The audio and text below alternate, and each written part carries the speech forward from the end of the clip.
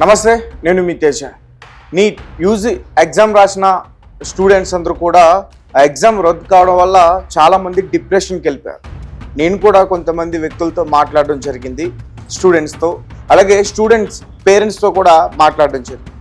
అంటే చాలా డిప్రెషన్లోకి వెళ్ళిపోయి ఎమోషనల్గా అయిపోయి చాలామంది కొన్ని రోజుల నుంచి కూడా ఇబ్బంది పడుతున్న పరిస్థితి. అయితే ఈ ఎగ్జామ్ రద్దయిన తర్వాత ఈ స్టూడెంట్స్ యూనియన్స్ ఏవైతే ఉంటాయో, ఈ విద్యార్థి సంఘాలు ఏవైతే ఉంటాయో రోడ్లపైకి వచ్చి రాస్తారోకోలు చేయడం, ధర్నాలు చేయడం, అలాగే ముఖ్యంగా ఢిల్లీలో సెంట్రల్ ఎడ్యుకేషనల్ మినిస్టర్ ధర్మేంద్ర ఎవరైతే ఉన్నారో ఆయన ఇంటి వద్ద వరకు కూడా వెళ్ళి చాలామంది కూడా నిరసనలు చేసే ప్రయత్నం చేశారు. అలాగే ఆయన్ని రాజీనామా చేయాలంటూ కూడా చాలామంది డిమాండ్ చేశారు. అలాగే ఎన్టీఏ, ఈ నేషనల్ టెస్టింగ్ ఏజెన్సీ, వీళ్ళ నిర్లక్ష్యం వల్లే ఈ నీట్ పేపర్ లీక్ అయిందంటూ కూడా చాలామంది చెప్పారు. ఎన్టీఏ పైన కూడా కఠినంగా చర్యలు తీసుకోవాలి, పూర్తిగా భద్రతని ఏర్పాటు చేసి మార్చాలంటూ కూడా చాలామంది కూడా మాట్లాడిన పరిస్థితి. సో మొత్తానికి నీట్ యూజీ పేపర్ 3వ తారీఖు ఎగ్జామ్ అయితే కండక్ట్ చేయడం జరిగింది. తర్వాత ఆ పేపర్ లీక్ అయిన విషయం బయటపడింది. దీంతో ఎన్టీఏ ఆ ఎగ్జామ్ని రద్దు చేసింది. సో హర్యానా నుంచి రాజస్థాన్కి సంబంధించిన దినేష్ బివాల్, మంగిలాల్ బివాల్, సో వీళ్ళిద్దరూ కూడా 15 లక్షల రూపాయలకి నీట్ పేపర్ ఏదైతే ఉందో గెస్ట్ పేపర్ అనే దాన్ని 15 లక్షలు పెట్టి కొన్నారు. సో వాళ్ళ ఇంట్లో 5గురు ఉన్నారు స్టూడెంట్స్, ఈ నీట్ రాసే వాళ్ళందరూ కూడా పాస్ అయిపోయారు. సో దీంతో రాజస్థాన్కి సంబంధించిన ఎస్ఓజీ స్పెషల్ ఆపరేషన్ గ్రూప్స్ ఎప్పుడైతే ఈ పేపర్ లీక్ అయిందో వీళ్ళ ఇన్వెస్టిగేషన్ మొదలు పెట్టారు. సో వీళ్ళ ఫ్యామిలీ గురించి తెలిసినప్పుడు వీళ్ళందరికీ కూడా కొంచెం అనుమానం ఉంది. దీంతో వాళ్ళందరినీ కూడా పోలీస్ స్టేషన్కి పిలిచి విచారణ చేసే ప్రయత్నం చేశారు.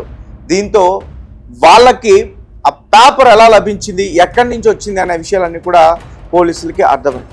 ఇదంతా కూడా ఒక చైన్ సిస్టమ్ లాగా ఏర్పడింది. ఇది కేవలం రాజస్థాన్ కాదు, మహారాష్ట్ర, ఇటు ఆంధ్ర, కర్ణాటక, ఇక హర్యానా, ఇటువంటి స్టేట్స్ అన్నిటికీ కూడా ఒక చైన్ సిస్టమ్ లాగా ఈ పేపర్ అనేది లీక్ అయిపోయింది. చాలా మంది స్టూడెంట్స్ వరకు కూడా ఈ పేపర్ వెళ్ళిపోయింది. సో దీనిపైన కేంద్రం చాలా సీరియస్గా ఈ కేసుని తీసుకుంది. సో సిబిఐ ఎంక్వైరీ వేయించింది. ఒక పక్క సిబిఐ ఎంక్వైరీ, ఇంకో పక్క రాజస్థాన్కి సంబంధించిన ఎస్ఓజీ పోలీసు. సో రాజస్థాన్లో ఎందుకంటే ఈ పేపర్ లీక్ అనేది రాజస్థాన్లోనే మొదలైంది.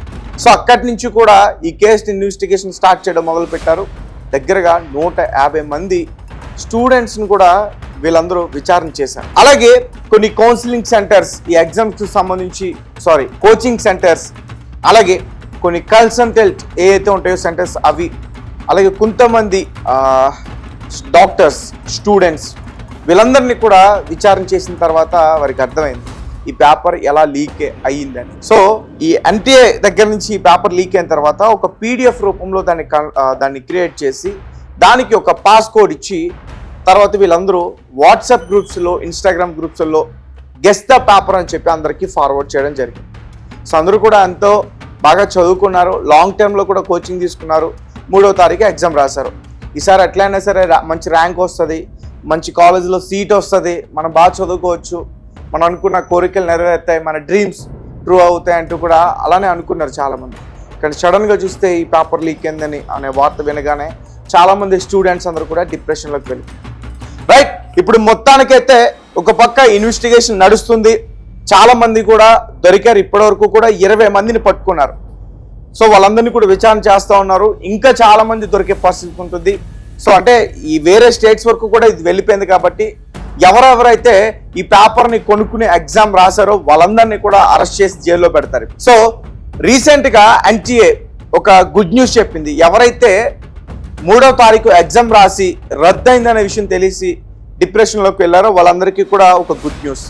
దగ్గరగా 22 లక్షల మంది ఎగ్జామ్ రాశారు. సో జూన్ 21 రీ ఎగ్జామినేషన్ డేట్ కన్ఫర్మ్ చేశారు. నిన్న ఎవరైతే ఎడ్యుకేషన్ మినిస్టర్ ఉన్నారో ప్రధానితో భేటీ అయిన తర్వాత ఈ డేట్ని బయటికి అనౌన్స్ చేయడం అయితే జరిగింది. జూన్ 21 రీ ఎగ్జామినేషన్ డేట్ అయితే వీళ్ళు చెప్పడం జరిగింది. అలాగే అడ్మిట్ కార్డ్స్ కావచ్చు, ఎగ్జామ్ సెంటర్స్, సో ఎగ్జామ్ రాసే కేంద్రాలు ఏవైతే ఉన్నాయో వాటి గురించి త్వరలోనే ఒక అప్డేట్ ఇస్తూ ఉంటూ కూడా చెప్పారు. అధికారిక వెబ్సైట్స్లో వచ్చిన సమాచారం మాత్రమే మీరు నమ్మాలి అంటూ కూడా ఈసారి వాళ్ళు చెప్పడం అయితే జరిగింది. సో చూద్దాం మరి 22 లక్షల మంది మొన్న చాలా మంది కూడా ఇబ్బంది పడ్డారు, కొంతమంది సూసైడ్ అటెంప్ట్స్ కూడా చేశారు. సో ఎందుకంటే లాంగ్ టర్మ్లో వారు కోచింగ్ తీసుకుంటున్నా ఉన్న పరిస్థితి. సో అలా 2 years నుంచి కోచింగ్ తీసుకుంటున్న వాళ్ళు ఒక్కసారిగా రద్దు అయిపోయింది, మళ్ళీ పెట్టరో అనే తెలియక చాలా మంది ఇబ్బందులు పడ్డారు. సో మొత్తానికైతే ఒక గుడ్ న్యూస్ అనే చెప్పాలి ఇది. ఎందుకంటే చాలా మంది కష్టపడి చదువుకుని ఎగ్జామ్ రాస్తారు. అలాంటి వారికి ఇలా పేపర్ కొనుక్కుని రాసుకున్న వారికి పెద్ద తేడా లేకుండా పోతుంది. కష్టపడి చదువుకున్న వారందరూ కూడా వెనక్కి వెళ్ళిపోతారు. ఈ పేపర్ కొని రాసుకున్న వారికి అక్షరం ముక్క రాకపోయినా పాస్ అయిపోతారు. సో దీంతో చాలా పెద్ద ఇబ్బంది వచ్చే పరిస్థితి. పేపర్ లీకేజీ దూమరం తర్వాత నీట్ యూజీ పరీక్షను మళ్ళీ నిర్వహిస్తున్నారు. రీఎగ్జామినేషన్ డేట్ వచ్చేసింది. పరీక్ష వివాదంపై కీలక నిర్ణయం బయటపడింది. అవకతవకలు ఆరోపణల నేపథ్యంలో జూన్ 21 రీ ఎగ్జామ్ నిర్వహించినట్లు అధికారులు ప్రకటించారు. విద్యార్థులు అధికారిక అప్డేట్స్ మాత్రమే ఫాలో కావాలంటూ కూడా చెప్పారు. సో దేశవ్యాప్తంగా సంచలనం రేపిన ఈ నీట్ పరీక్ష వ్యవహారంలో కీలక పరిణామం చోటు చేసుకుంది. తాజా షెడ్యూల్ ప్రకారం జూన్ 21 రీ ఎగ్జామ్ నిర్వహించుతున్నారు. ఈ మేరకు అధికారిక టైం టేబుల్ కూడా బయటకు విడుదలైంది. పరీక్ష కొత్త తేదీ నిర్వహణపై కేంద్ర ప్రభుత్వం అనుమతిని తీసుకున్నామని ఎన్టీఏ నేషనల్ టెస్టింగ్ ఏజెన్సీ చెప్పింది. గురువారం అర్ధరాత్రి కేంద్ర మంత్రి ధర్మేంద్ర ప్రధాని ఇంట్లో కీలక భేటీ నిర్వహించారు. సుదీర్ఘ చర్చల తర్వాత ఒక కొత్త తేదీనైతే ప్రకటించారు రీ ఎగ్జామినేషన్కి సంబంధించి. ఈ రీ ఎగ్జామ్కి హాజరయ్యే అభ్యర్థులు అడ్మిట్ కార్డులు, పరీక్ష కేంద్రాల వివరాలు త్వరలో అధికారిక వెబ్సైట్లో అందుబాటులోకి వస్తాయంటూ చెప్పారు. విద్యార్థులు తాజా అప్డేట్స్ను మాత్రమే ఫాలో కావాలని అధికారులు సూచించారు.